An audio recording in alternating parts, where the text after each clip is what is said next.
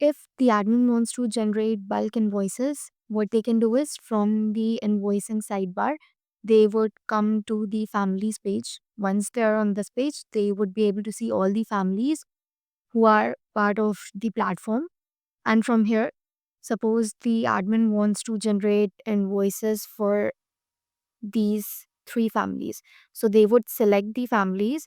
Once they've done that, above the table on the right side, you can see that there's a bulk action drop down. So the admin would click on that. And from here, there will be an option called generate invoices. So the admin would click on that. Now, in this model, from the date range, the admin can select the timeline that, like these are the sessions for which the admin needs to generate the invoices, and these sessions had already occurred, and now the admin wants to generate the invoices for those.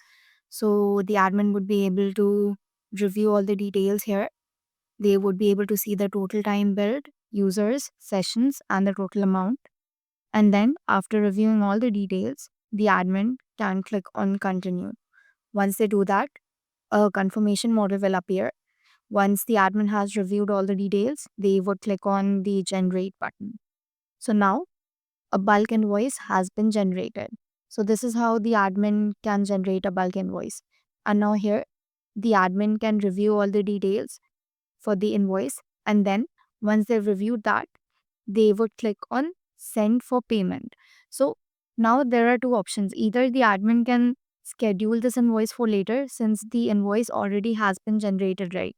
So the admin can choose if they would like to send this invoice right now for payment to the respective families, or they would like to schedule this invoice for later. So if they click on this schedule for later, they would be able to select a due date for the invoice to be sent. And if the admin wants to send it immediately for payment, they can click on the send for payment button. Once they review the details, they'll confirm. So now you can see that the invoices have been sent successfully.